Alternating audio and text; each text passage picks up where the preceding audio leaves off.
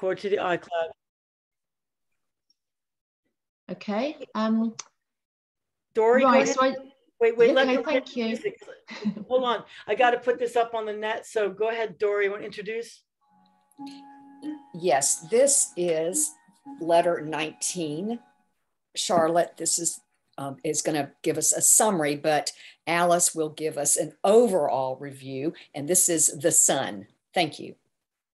Thank you. Yeah, so I won't go too much into what Tonga has written because Alice is going to go through that in full, but just a few kind of pointers to get us in the mood. That resurrection is the divine analogy of the act of human memory. And this arcanum will be guiding us towards the point where we can think about resurrection as the great work. We've also got the idea of the zodiac as the book, The Soul 8.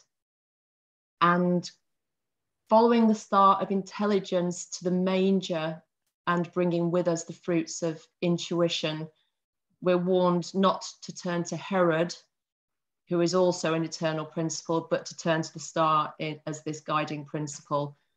And as I'm sure Alice is going to go into, intuition is going to be the kind of key attainment of the teaching of the sun as Thornberg goes into it. So yeah, the seal of Solomon, I'm sure you'll get to that, Alice, so I won't spoil that. Go ahead, spoil any part you want to, especially what you were first talking about, because I read that a while ago and I'm a little foggy. So anything you can clarify, I appreciate it. Well, I just think we will get to it, but the seal of Solomon is this wonderful hermetic symbol, if we keep this in our minds, as being the marriage of fire and water, and the Holy Father, Holy Son, Holy Spirit, Holy Mother, Holy Daughter, Holy Soul. And this formula together brings us to the luminous Holy Trinity, the 3 times 3, the 9, the Pistis Sophia, and she's the crown. This is the luminous Trinity, the crowning luminary. So this is a great culmination, this arcanum, of everything that's gone before. And if we look back to what some of Thornberg's own teachers and guides in his early days were speaking of, for example, Nina Rodnikova, she introduces the sun as the great work, the philosophic gold, and the synthetic philosophy in its entirety. She says that having gone through all the principles up to this point, and she particularly singles out up to the tower, we return to the first. We still have to know ourselves, but we have at least passed through these stages, and consciousness must now break through the roof, which is the resurrection principle, I'd suggest, or again descend into the lower layers under the power of illusory ideas created by humanity. To break through the roof is to detach from the earth, from a fish become a bird, and direct your flight into the unknown, having support only in yourself. So I think there's a little bit of a warning as well, that even though we have reached a crown in our arcana exercises, we still have to attain to the great work of resurrection, which is clearly no small feat. However, the sun is nevertheless a way out of the hopeless condition, which we got hints of, more than hints of, I think, with the moon, and also, of course, the tower in the earlier studies. So now I'll talk about Koth. So as we already know, the different arcana are associated with different Hebrew letters.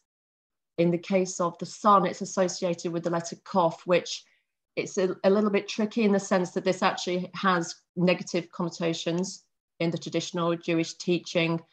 It's represented negative thought, negative speech, negative actions, and death. However, it also invites us towards a transformation, which is the great work, the resurrection. So I think that's where we can align those principles.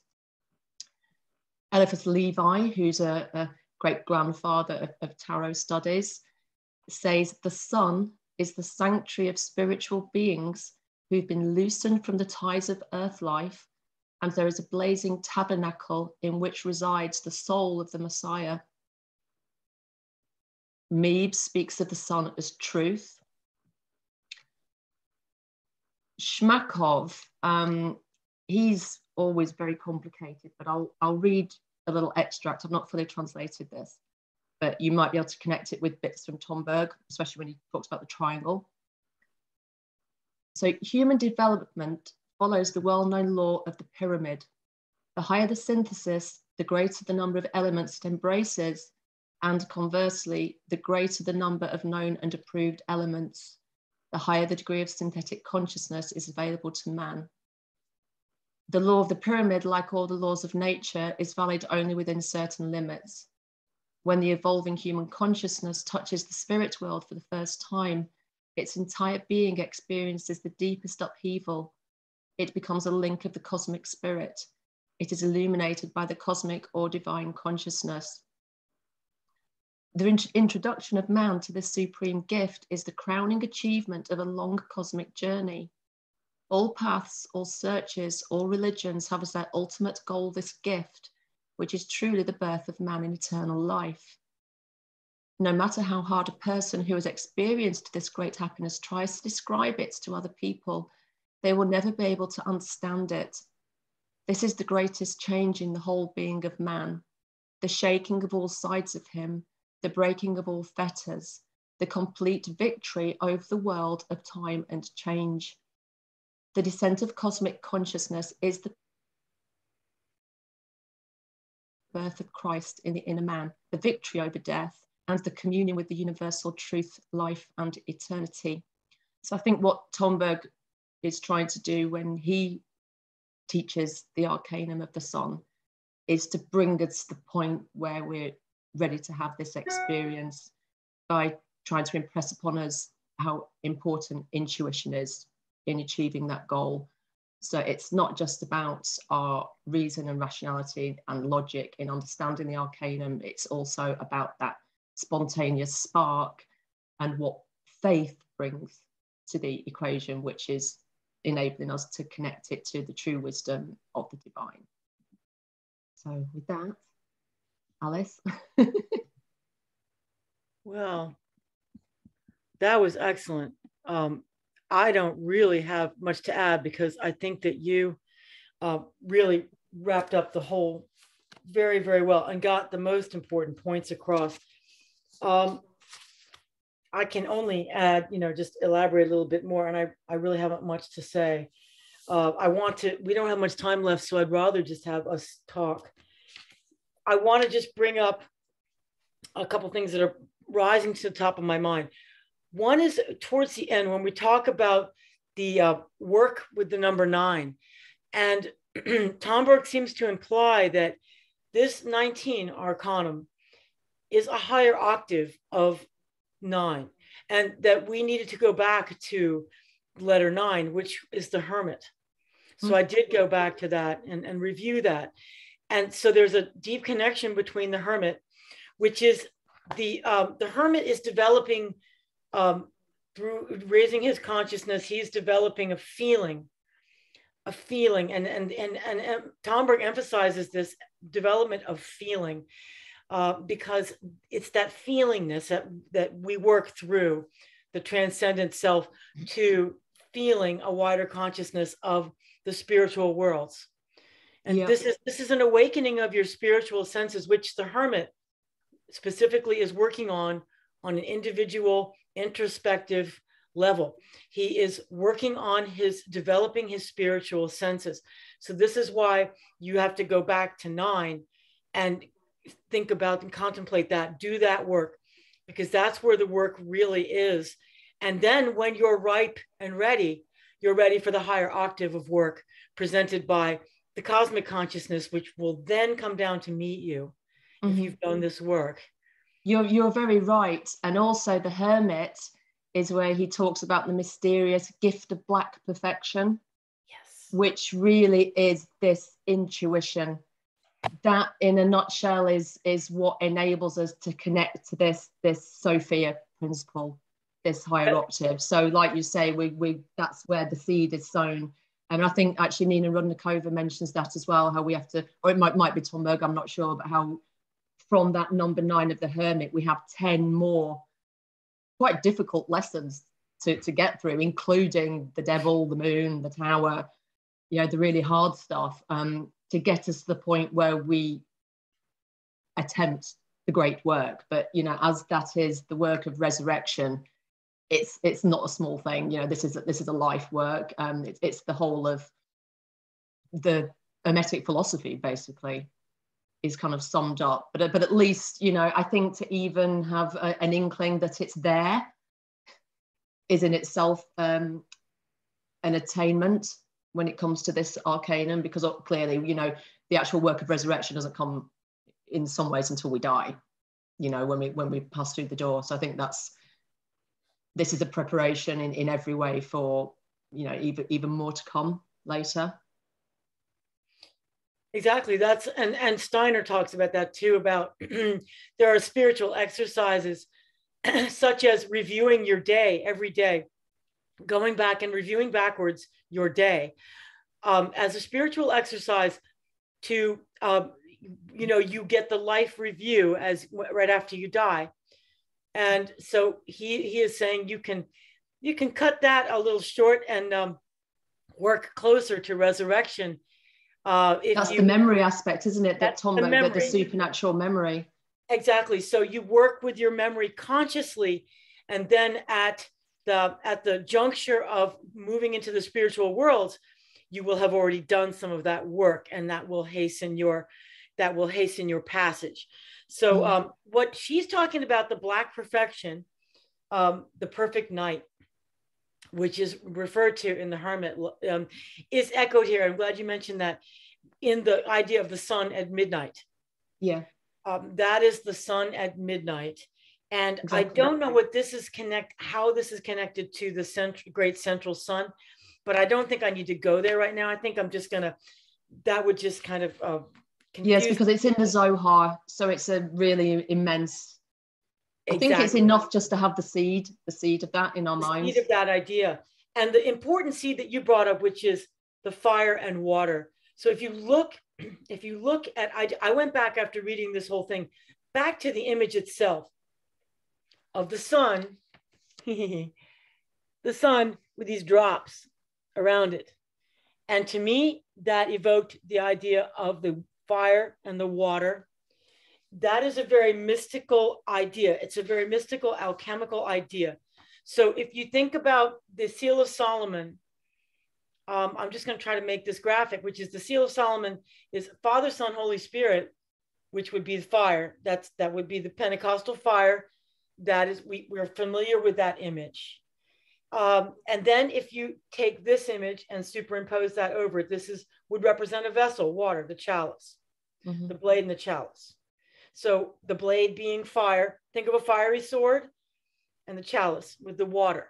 And those are superimposed on each other, and that creates the luminous trinity of Father, Son, Holy Spirit, Mother, Daughter, Holy Soul.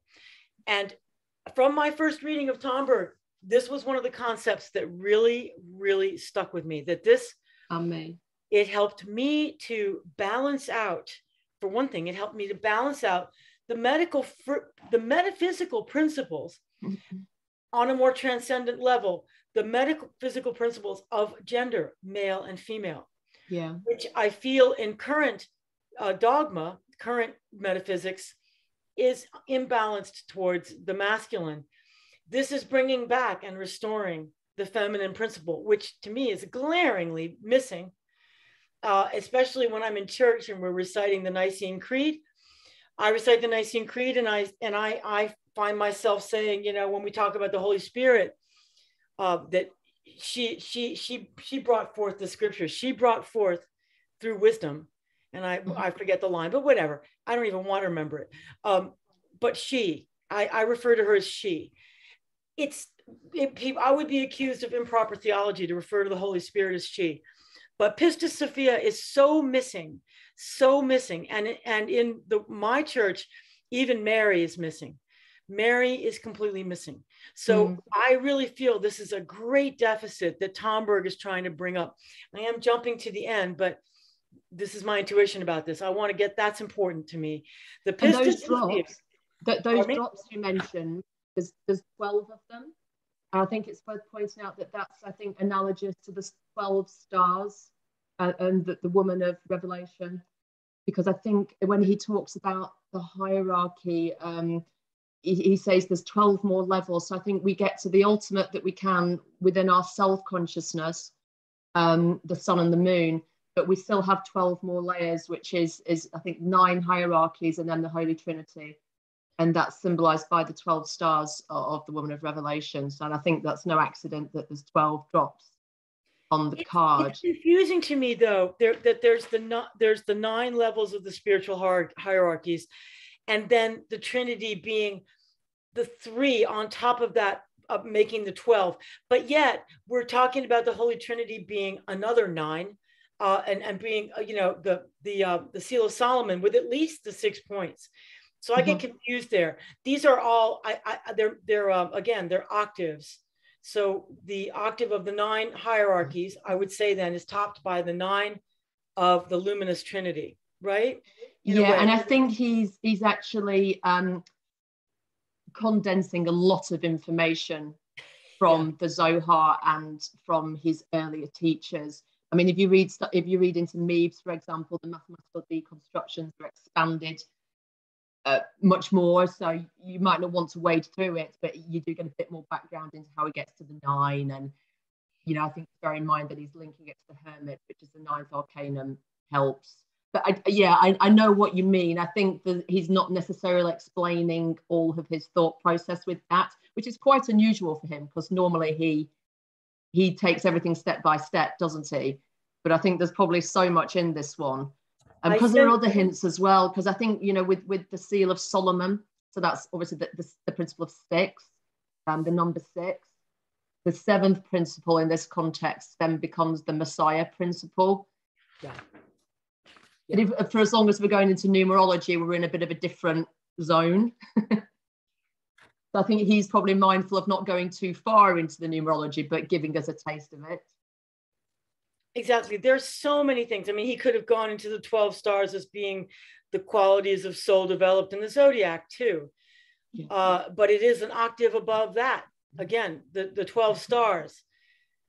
So this is where, Charlotte and I are riffing. I wish you jump in. Let me ask if there's anything that you all want to focus on. We've been dancing around. What came out to you that you maybe were quizzical about?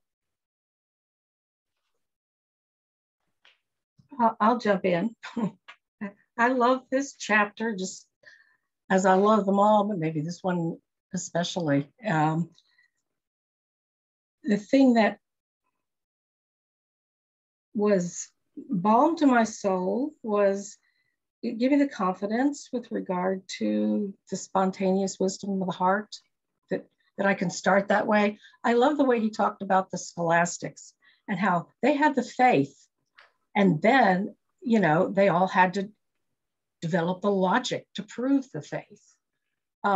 We have the logic, we have the science, but we've lost the faith. So I felt good about that. I felt like we're in a progression that I'm a part, that I fit in.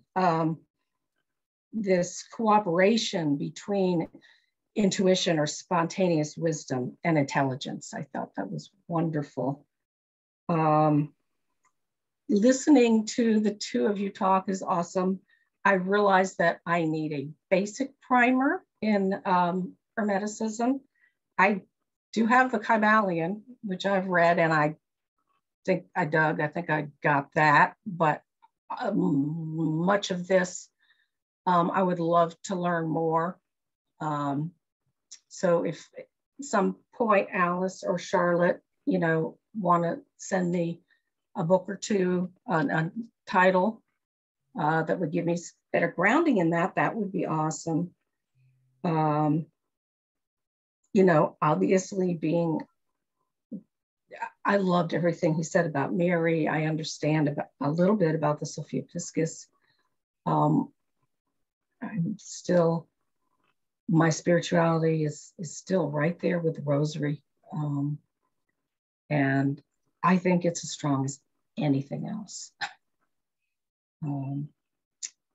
That I think that kind of sums up anything I can. I think the same about the rosary.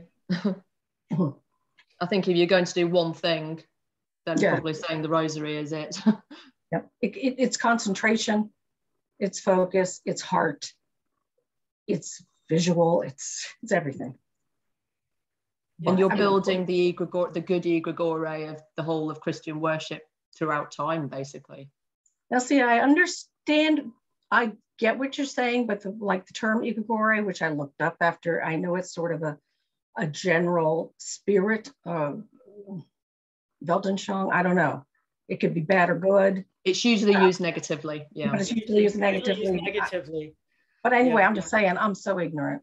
But I get you. Not at all. Not at all, Pam. You're not at all. No. And let me add that if you've read the Kybalion, the Kybalion, whatever, however you pronounce it, that is an excellent primer of the Hermetic philosophy, of the metaphysics.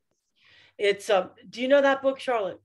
Yes, I do know it, and I've read it, and I agree. I mean, some people look down on the Kybalion, but I don't. I do also think it's a good introduction. I think for our purposes, it's possibly on the theosophical side, so therefore quite aligned with Nina Rodnikova, for example, Tomberg's teacher. But Tomberg himself is more Christian than you would get from the Kybalion.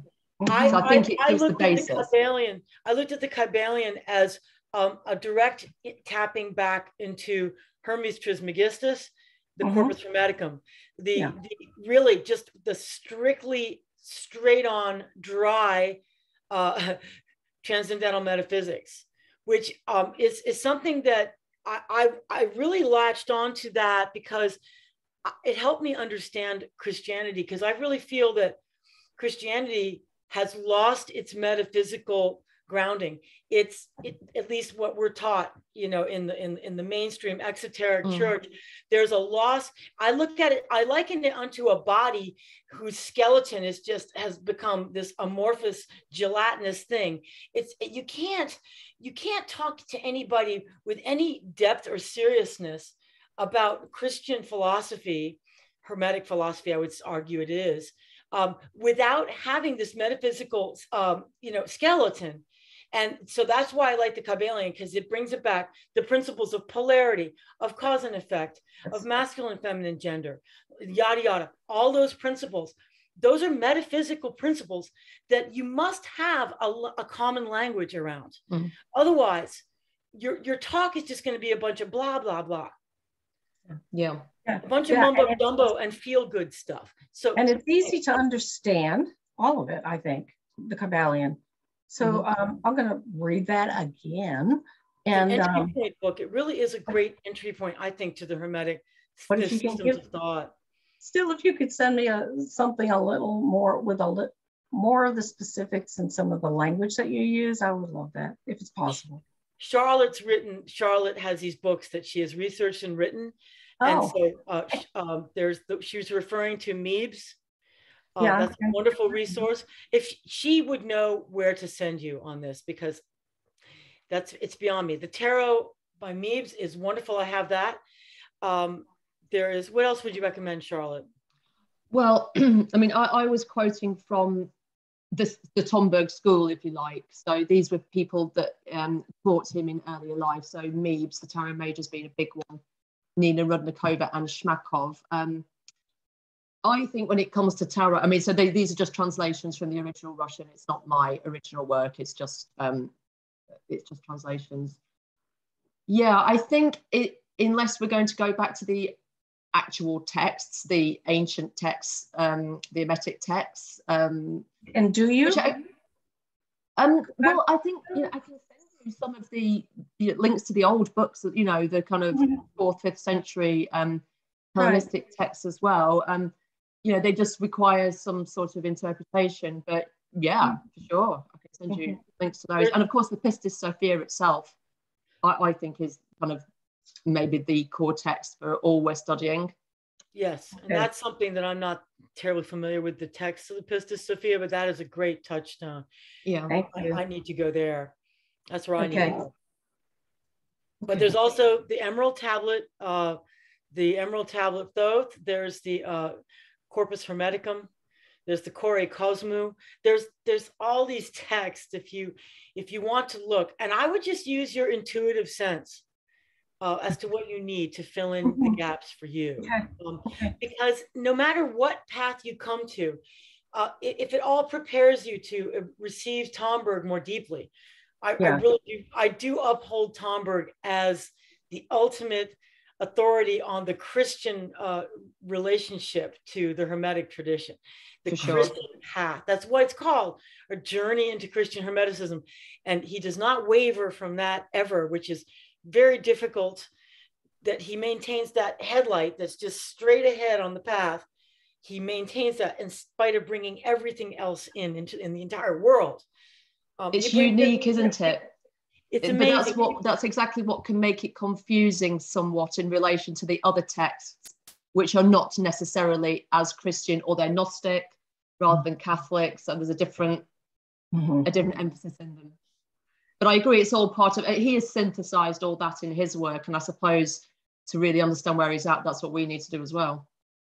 So for instance, you can bring things in if they're within your experience, such as, I've practiced yoga for years, and I know about the Advaita, the non-dual path, which is what Tomberg brings up here through the Vedantist tradition. And anybody who's done transcendental meditation, so Pam, you're familiar with this. Very, yeah. So a lot of us are, because a lot of us sought through the Eastern paths of the Eastern mystical philosophies, of the Hindu philosophies, etc. We've gone that way. So we've explored that. We have our toe in that world. But yet to me, I could never become a Hindu yogi because I'm a Christian yogi, in the sense that the distinction he brings up here is very important, where he talks about the limits of the transcendental self, which in the Vedantic tradition is called Brahman. I am Brahman. And this identification of I am with God. I am God is what it's saying. I am Brahman. That's the error. That Tomberg just says, oh, no, that's a conflation of the transcendental self with God. Cannot do that. So the non-dual path that of the Eastern philosophies has that, as far as he's concerned, a great impediment to growth, because it's putting a ceiling on. If you think that you've reached the ultimate by reaching your transcendental self, such as when you're in transcendental meditation, if you think that you've reached it, that you reached nirvana, or you've reached samadhi, or something of that nature, he will say, wrong. You have not begun to touch the worlds of the spiritual worlds of the transcendental selves, he calls them, above you. And you it's the New Age deception, isn't it? So many new seekers, they get this and they do this wonderful practice, and they're so right, but then, like you say, get to the ceiling point and it's go, oh, you now think you're God. Not gonna happen. People get stuck there because, and like when you become really adept at transcendental meditation and accomplished in that path, you will develop siddhis, you will feel powerful. And so it's quite an easy mistake to make, but that's inflation, isn't it? That's the ego inflation that we all can fall prey to. It's a great danger, because Tomberg points out on the non-dualistic path, if you follow that track, you will bump into the devil. The devil is there because the devil is also an immortal transcendental being. Yes. Right? So a threshold guardian, in fact. Unless you get guidance beyond that level, unless you are open to, you will have that spiritual inflation where remember in the chariot, there's the canopy over the head of the aspirant. And that is that sphere where you're just reaching the edge of human development and thought and the top of the Tower of Babylon, all that. But there's that ceiling. And unless you break through that, or you're broken through grace, you're not going to get any further. And I think it's a great problem in the age we're living in, because so many people, I think since Madame Blavatsky and the Theosophists, this great knowledge was open to us. And like you say, we needed it, and it helped humanity to ascend to a certain point. But now so many people, you know, that's led them to reject Christianity and think, okay, I found the path now, this is working, this is great, you know, I love it. But then they're throwing out literally the baby with the bathwater. And it's quite, and I find a lot of people who don't have a Christian grounding simply cannot grasp what we're talking about here. It really is a ring past not, and it's very difficult to explain it because they've already rejected the Christian system. And so in their mind, that's wrong. And like you say, they've then come up against the devil, whereas what they should be doing is going through the door. It's the ring past not, exactly. I also wanted to point out an insight that I didn't see in Tomberg here, but that I came up with. If you look at the Seal of Solomon, and you look at a drawing of the Seal of Solomon. Let me get one up here, because I did a drawing of this. If you take the Seal of Solomon, which also is the Merkaba, by the way, it's a Merkaba vehicle. This goes back to early Jewish transcendental mysticism. But if you take a line, do you see how I put a dotted line all the way through the middle on the horizontal axis? Yes. That creates a mirror image, as above, so below. Does it not? Yes. There you go. It's as above, so below. And so there's that. Now, Tomberg did not explicitly talk about this, but he did. He does, though. He does, and he does quote from the Emerald Table of Hermes here. May that which is below be as that which is above, and may that which is above be as that which is below, to accomplish the miracles of one thing.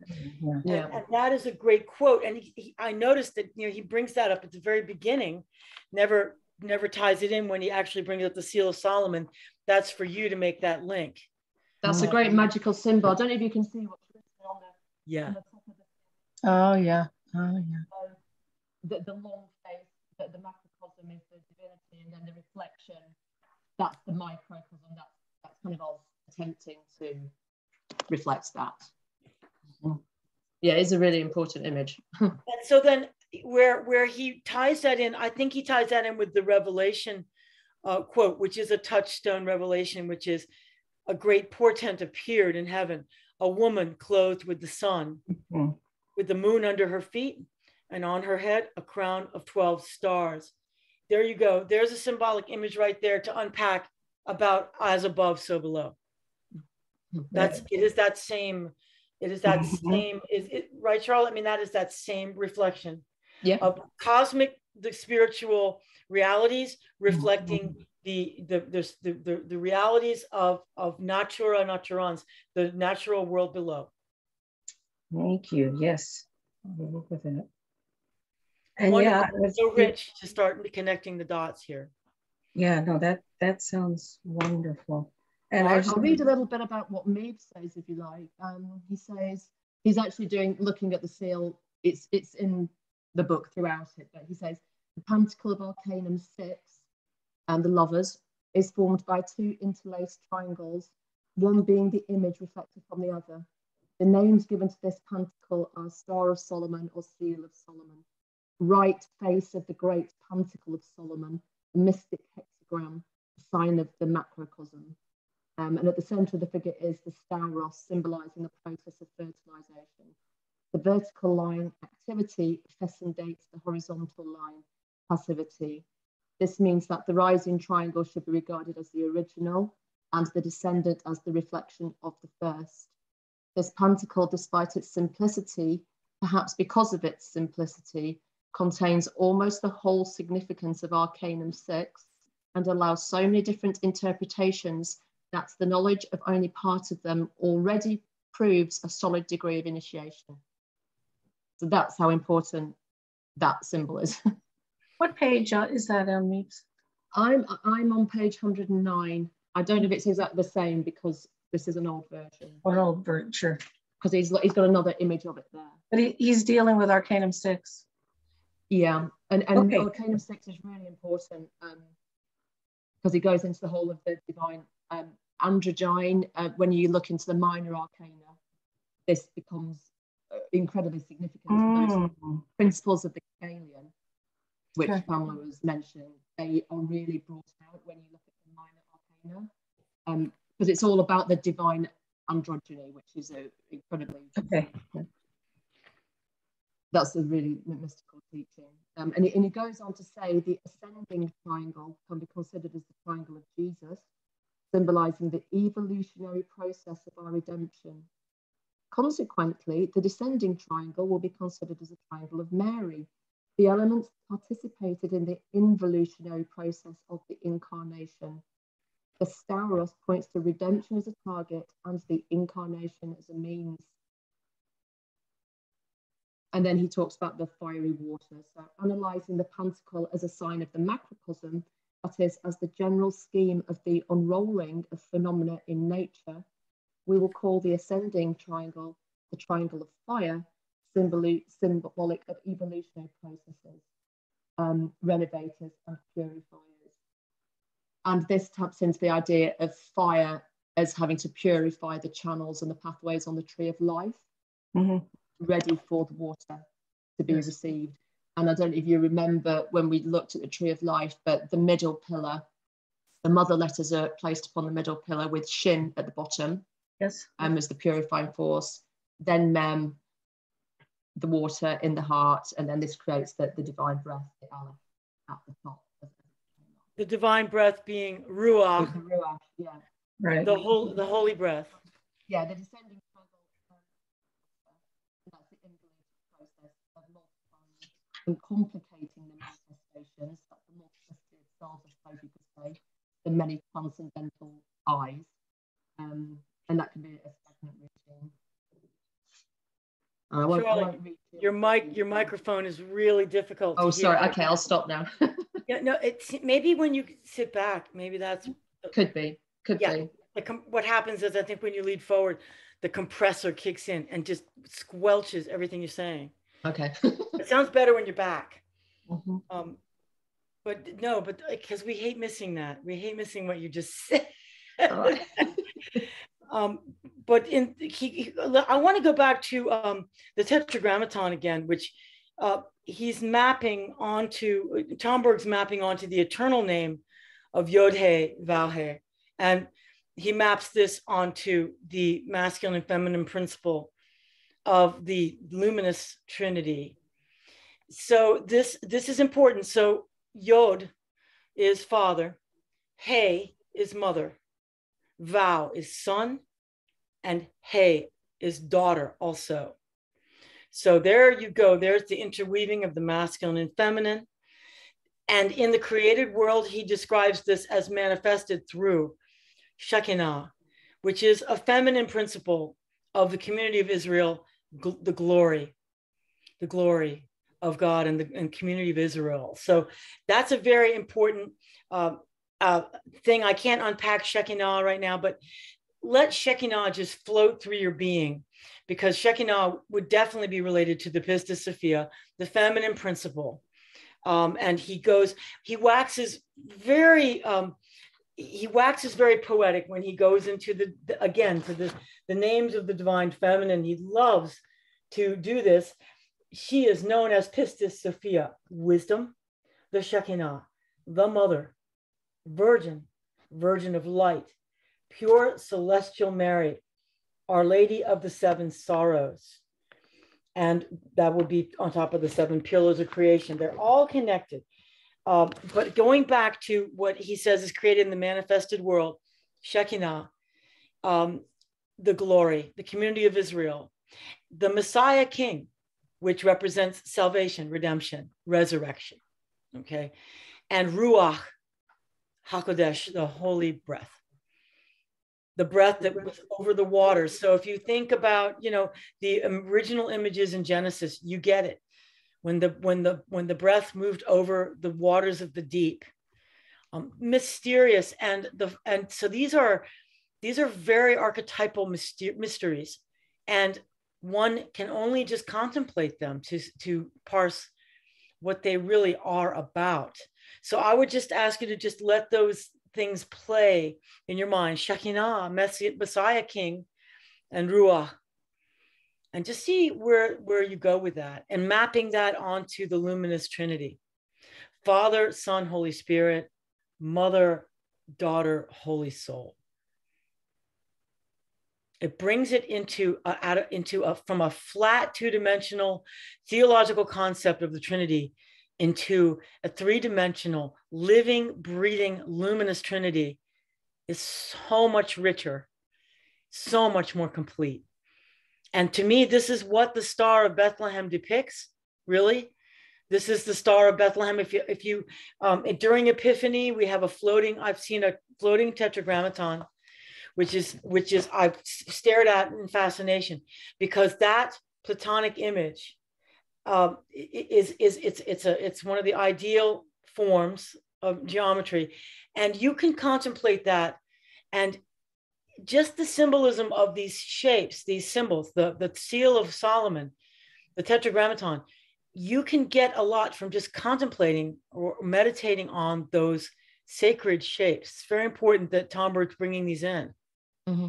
They're filled. They're like keys, aren't they? They're keys to the door. That's exactly what we're meant to do, because we have to have that intuition in order to penetrate them. You know, we could talk about them until the cows come home, but ultimately we need that spark from the divine to help us access the teaching is really getting at. And as you say, we do that by meditating upon the actual symbols. I think that's why they all emphasize them so much. It's true. And I wanted to ask Mark if he has anything to add, because he's very quiet. You're there though, aren't you, Mark? Are you there? I'm here. Yeah. Anything you were really interested in this letter? What did you get from it? Lost is a lot of what I got in this letter, which was interesting, because I think often my desire is to approach any sort of study from the point of logic and reason and empiricism, and this was clearly challenging me to move beyond that and integrate, intelligence and wisdom, and learn to trust my intuition, which is something that is clearly a process that I'm engaging in learning to trust.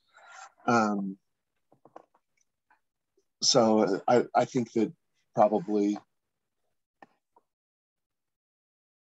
the next time that I pick this up and read through this letter, maybe it will be more clear to me. But I feel like right now in this first read through, just sitting with just that really basic idea is where I need to remain, because there were certainly some things that jumped out at me, and then there was other times where I thought, I'm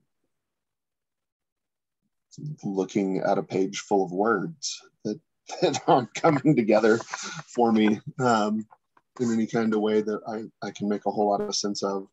And I suppose that's okay. So I don't know that I have a whole lot to add to this conversation, but I've appreciated being in this space with you all and soaking up what it is that you have to offer, and look forward to reviewing this conversation. So thank you. Thank you. This is my second reading, and I consider myself still a newbie at this, Mark. And you're absolutely right. When you're ready, and when you've ripened a little bit more, and you feel ready to, when you read this text again, you'll reap so much more. It's a wonderful thing to look forward to.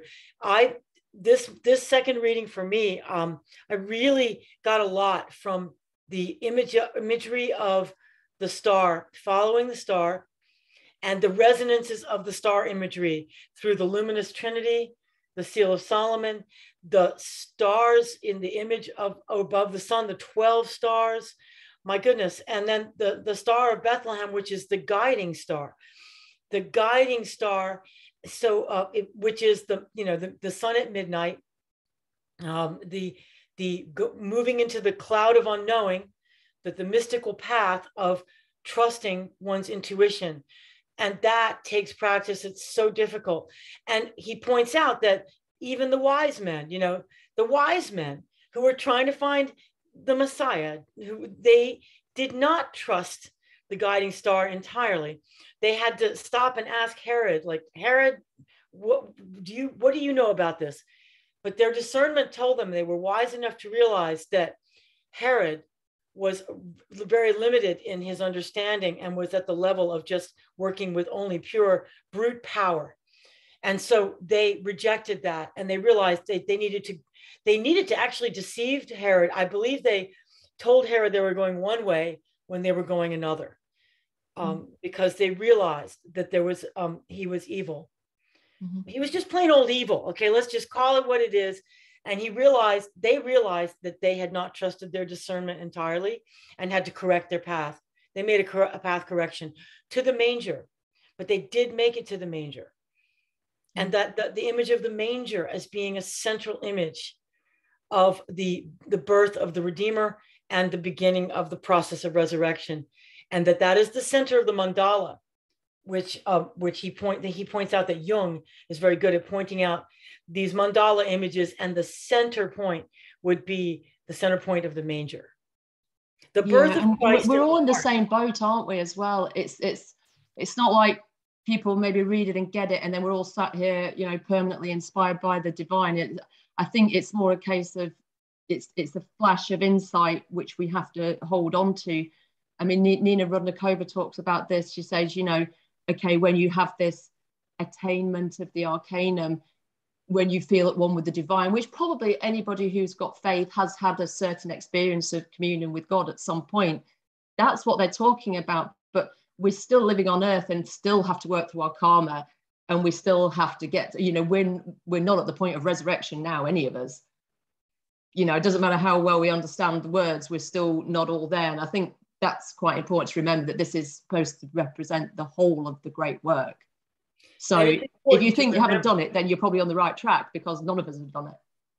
And the key word you just said is to remember. And Tomberg points out the seasons of the year are always touch points for us to remember. So the point of Advent, the expectation of the birth of Jesus, it's this incredible experience to relive the experience of the manger every year. And every time we remember, we are building back the divine body, from pulling it back from the cosmos into these points of guiding light that are manifested and incarnated here.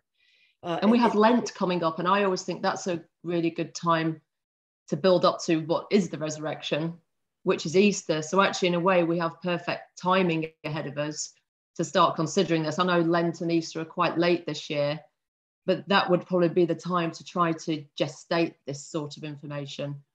I think it's really important, actually, to go back to that if we can. I always try and mark Lent, because I do think that's where we can get some of the resurrection experience, if you like, when Easter comes along. Dora, you were talking about marking Lent yourself, and you were talking about there was something you were going to focus on for Lent. Do you remember what you were talking about last week? Really, what I typically like to do, this is what I feel like works best for me, is to add something and subtract something. And so the adding is the being very diligent and faithful with meditation, putting that in as the priority beginning of the day, no matter what time that means I have to get going. So that's my add. And then the subtract is something, like with the last years, maybe it's like 0 alcohol. I don't drink much anyway, but taking maybe 0 sugar. something that is, is pleasant, and it's kind of more almost like ritualistic, but being very purposeful about taking something away.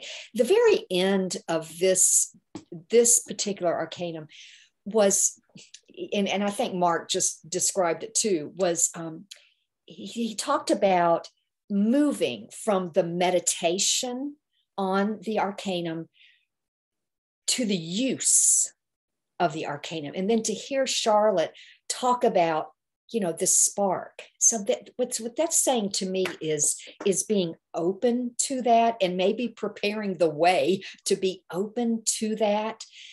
It's grace. It's a gift. It's not something I attain because I read this through and am diligent with it. I mean, yes, you need to prepare the soil for that, but there's another agent here, and I liked how he talked about Jesus being sort of the agent, but Mary being the yes.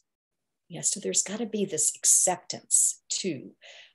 So that has played over. We talked about the luminous. It's the luminous yes. So it's connecting with that. Wonderful. Thank you. That gives me some ideas also. Because the subtraction idea of Lent, of giving up something, that is to help you to break up your usual patterns. To do that within your very body, because that resonate. If you can change a pattern in your body, it can then resonate upwards through your moral life, through your imagination, and help you to touch the divine, or open up, because you've broken a pattern apart, and that helps you to you're breaking open the shell. And the addition is interesting too, because to me that would be the fire element of adding a fire under your practice, adding a fire of initiative, and using your will correctly to add initiative to your life. And then being open through the receptive aspect of the feminine by breaking up your patterns. Mm-hmm. Yeah, you're both right. And I think also, I hate to say it, but I do think fasting helps. And I find fasting very, very difficult. I get blood sugar issues and I can't stand it. But I do think I eat quite probably too much, and I do think it affects my meditation practice. And I completely agree with you, Dory, about doing the meditation every day. I used to do that religiously as part of I had a 7-year program with a teacher, and we were just, we just did it. We had 40 days on this, 40 days on that, and it works. That's just the fact. And then I completed my course, great. And then I just sort of slipped into not doing it as much. I still prayed and meditated, but not in the same structured way.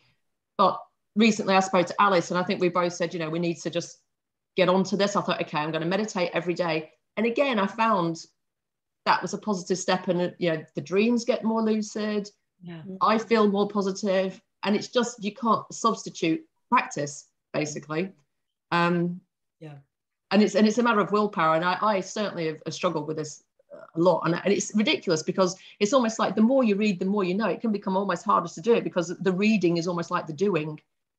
But I think it can hinder you in a way, because that's just adding to the intelligence aspect and knowing more. It's not actually giving you the wisdom which comes from the practice. Yeah. So I just don't think any of us dispense with it. And it can be different, if you're busy and you have to shoot off to work first thing in the morning, and it can be hard to make time for it. I mean, I sometimes decide, okay, it's going to be 12 noon, because I know I'm not going to be up at 6, or even at night. It's just making sure you do have that time in a day to do your meditation. And I think that's when you will start to get the so-called results. I would add that the greatest, my greatest times of development and opening up were during times when I had a very strong meditation practice that was religious, sacrosanct time. It was just no question. And I've put that aside, and everything has fallen to crap. But I would add that when I have held the office, I call it holding the office, in any intention, flexing my will to hold to be there, to be present, to actually devote my time and be actually loyal to that. And in my case, it was holding a Taizé service once a month, where we began to attract more and more people. But it's because we religiously held that space for people to come. I also did the same thing with my original Thomas group. When I met my Thomas group in the church, sometimes nobody showed up. And I would light the candles and do centering prayer alone anyway, because I was holding the space. Because for me, the point was, I'm holding the space open to be receptive. And it was up to the Holy Spirit to fill it. It wasn't my job to do anything but to have faith that the Holy Spirit would fill that space that I'm holding. If I am just loyal and dedicated to that purpose and do not flag in that loyalty, the rewards are great. And holding that space, holding the office, I call it. It's the same practice as done in a monastery of sitting and doing the chants and the psalms and holding the daily office at every 3 hours during the day and all night. Monks and nuns, they have to get up at 3 a.m. to hold the office. That's a flexing of the willpower. That's a practice of the willpower. Getting up at 3 a.m. to go and chant. But as long as it doesn't become just pure routine, because that's the other danger. Oh, I'm saying it, I'm have to do this practice, therefore I'm kind of running through the motions. And that's really, that's maybe one thing I have to watch anyway, if I'm doing something with great regularity, that it doesn't just become rote. And I think that's possibly why I end up, I let that circle disperse for a while and then seize the next moment when it comes, just finding that. But some people, I guess, don't struggle with that, but I always have, because I find routine generally quite difficult. Right. Well, that's why. But if you talk about meditation as being rote, I mean, how does it really become rote? I mean, if you're sitting, you're pushing them, you're pushing the thoughts away. And I think I'm not Catholic, so I don't do the rosary, but I would think, I would think that would certainly become rote, but I would think that would also be valuable. I'm not sure if you're in it. Is that not valuable then? Oh, for sure. Yeah. I think you're right. I mean, sometimes I think, I'm really not up for meditating. I'm just not there. I'm in work. But then after a few seconds, you settle down and you get into the practice. Yes, you're right. I think maybe it's easier to happen if you have perhaps a set mantra, but yes, it will be very, I can't imagine actually doing the rosary and not getting into it on some level properly. Yeah. I think the point is that you're imposing another pattern of practice in order to break up other patterns that are not useful. That's the Rosicrucian path as well, actually, because I think it might be Steiner. Somebody writes how the typical human being is under the influence of the moon as a natural state. And it's by exercising our willpower in the manner in which we're speaking that you become under a solar influence. That's where the solar influence comes in. So it's by mastering our typical human lunar reflective quality, right, with something more disciplined. Here's something that I heard from a long time ago from Cynthia Bourgeault, who said, did you know that the average human can only concentrate on one thing for about 90 seconds? And past that, and you try that experiment, try to hold a thought for more than 90 seconds, and you will find, yes, indeed, the mind slips away like a little eel. It just slips away. Try that. It's very interesting. Something pops in. There's always another idea, even if it just flies by. You think, oh, whoa, what was that? You think, oh, we have great powers of concentration. I can hold a thought for more than 90 seconds. Try it. It's very interesting. And of course, this is why the transcendentalists do the mantram. This is why the mantram and that sort of thing is introduced. And that's why I like centering prayer, because centering prayer is not an attention prayer. It's not an attention practice. It's an intention practice.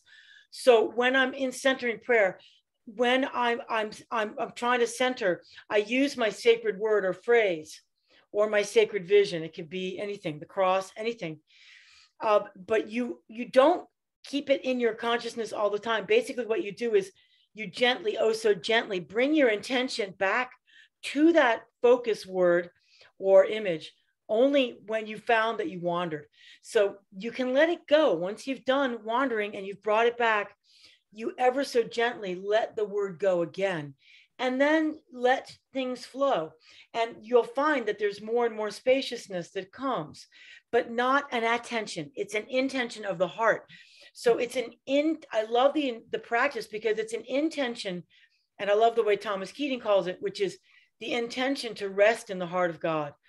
So it's simply centering prayer. I love it. It's very peaceful to me because it's a resting. I'm just bringing myself back to resting in the heart of God. It's almost like that interval between your dreams, really, where you're trying to widen that interval between dreams. Dreams are wonderful, but so is that very restful space of utter peace and silence in between the dreams. So. And that's such a benefit for me is making the intention of doing this for Lent, because it takes away the anxiety of, am I going to meditate this morning or am I going to do these other 10 things? It's gone. You don't have that, am I going to do this or not? It's gone. I'm going to do it. I promised I'm doing it. I'm doing it. So that works well. And then my dearest hope is that it will then continue on afterwards. That'll be the next question. And it's kind of like the practice of substituting faith for worry, for instance. Am I going to worry about this, or am I going to have faith that giving this time and holding the office is going to be the better path right now? It's going to be the better path because it is practicing my faith. And every time you practice your faith, you get to smack down a worry, or as Mark puts it, smack the head of the snake, crush it. The head of the snake of the Ouroboros, the closed circle, right? Anyway, we need to stop. I'm going to stop the recording now. We can continue, but I want to stop the recording to keep it a manageable length of time. Okay, so let me do that. Stop.